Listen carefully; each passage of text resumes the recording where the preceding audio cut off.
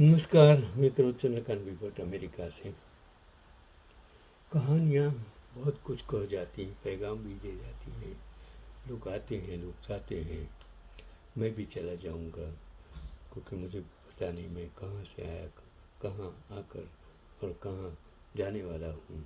साल 1955 की बात है। सोवियत यूनियन के प्रधानमंत्री निकोलाई बुल्गानिन भारत दौरे पर आए थे और मुंबई के दादर स्थित शिवाजी पार्क में उनके सम्मान के में एक रंगारंग कार्यक्रम का आयोजन किया गया था। संगीत प्रस्तुति की जिम्मेदारी संगीतकार वसंत देसाई जी को मिली थी। उस कार्यक्रम में एक नृत्य प्रस्तुति के लिए वसंत देसाई को कुछ लड़कियों की तलाश थी। जयश्री गढ़कर उस दिनों श्यामला मजगांवकर से नृत्य सीख रही थी और एक दिन वसंत देसाई वहां आए और उन्होंने जयश्री गढ़कर व अन्य कुछ लड़कियों को सोवियत यूनियन के सम्मान के में, में आयोजित होने वाले उस प्रोग्राम की नृत्य प्रस्तुति के लिए चुन लिया। जिस गीत पर उन लड़कियों ने नृत्य प्रस्तुति दी थी वो था महान वी शांताराम की फिल्म अमर भूपाली 1951 का सुपरहिट गीत लटपट लटपट तुझा चालना। वो गीत लता जी ने गाया था और उस प्रोग्राम में जयश्री गढ़कर सहित तमाम लड़कियों ने बहुत सी सुंदर नृत्य प्रस्तुति की और उस वक्त जयश्री गढ़कर की उम्र मात्र 12-13 साल की ही थी। वो घोषणा जबरदस्त जो प्रोग्राम जबरदस्त हिट साबित हुआ। खासतौर पर जयश्री गढ़कर की प्रतिभा को सभी ने सराहा। उनका खूब नाम हुआ तो काम भी चलकर उनके पास आया। वी शांताराम उन्हीं दिनों झलक झनक पायल बाजी फिल्म बना रहे थे और फिल्म के एक गीत में उन्होंने जयश्री को फिल्म की हीरोइन संध्या संग एक कोरस में डांस करने को मौका दिया। उसी कार्यक्रम में पुणे के एक फोटोग्राफर ने नृत्य करने वाली सभी लड़कियों की ढेर सारी तस्वीरें ली। एक दिन उन तस्वीरों को मराठी फिल्म इंडस्ट्री का बहुत बड़ा नाम रहे डायरेक्टर दिनकर डी पाटिल ने देखा। उन्हें जयश्री गढ़कर बहुत पसंद आई और उन्होंने जयश्री गढ़कर को अपनी फिल्म दिसत तसा नसत 1956 में एक रोल दिया। वो रोल तो छोटा ही था, लेकिन साथ में एक डांस नंबर भी जयश्री गढ़कर जी को परफॉर्म करने का मौका उस फिल्म में मिला था और जयश्री जी ने अपोजिट उस फिल्म में राजा गोस्वामी नजर आए थे।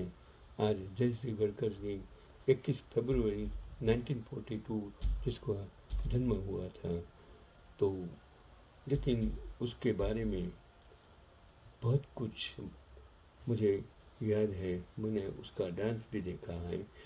मेरा कहने का तात्पर्य ये है कि कभी कभी इंसान को कहाँ से कब तक मिलती है, कहाँ नसीब उसका काम करता है, कभी इंसान सोचता नहीं है कि वो जन्मा है किसके लिए, किसके लिए काम करता है, किस लोगों के लिए काम करता है, किस कुटुंब में किस घर में उसका जन्म हुआ है, क्यों हुआ है, और वहाँ से चलकर धीरे धीरे धीरे उसकी जिंदगी कहाँ से कहाँ तक चली जाती है। और उसका अंत भी कभी अच्छा भी होता है, कभी बुरा भी जो होता है। कभी कोई गुमनाम जिंदगी जीकर गुमनाम मर जाता है और मरने के बाद लोग उसको पहचानने लगते हैं। ऐसे कैसे लोग, कितने सारे लोग हैं। किसी का अंत कहाँ हुआ किसी को मालूम नहीं होता है। जैसे देश में रक्षा करने वाले, सरहद पर रक्षा करने वाले कितने सारे सैनिकों की जिंदगी, उसका कुटुंब, उसका समाज में क्या हाल होता है। जो शहीद हो जाते हैं उसके बच्चे, उसकी पत्नी, उसका कुटुंब, क्या हाल होता है ये हमें पता नहीं है। एक दिन के लिए हम उसका सम्मान कर देते हैं, उसके ऊपर फुलहार कर देते हैं, फिर हम उसे भूल जाते हैं। आजकल तो ज़्यादातर मीडिया ने एक दिन सब कुछ आता है, जो भ्रष्टाचार करते हैं उसका पूरा दिन चलता है, लेकिन 2 दिन 3 दिन के बाद लोग वो भ्रष्टाचार को, वो बलात्कारियों को, वो बेईमानों को, वो गद्दारों को, भ्रष्टाचारी को दुनिया भूल जाती है। यही हमारे समाज की एक कम नसीबी है। इसलिए ऐसा कर्म करो कि लोग आपको गलत नामों से, कलंकित नामों से नहीं पुकारें। जैसे आज लोग हिटलर को जानते हैं, आप गांधी की हत्यारे को जानते हैं।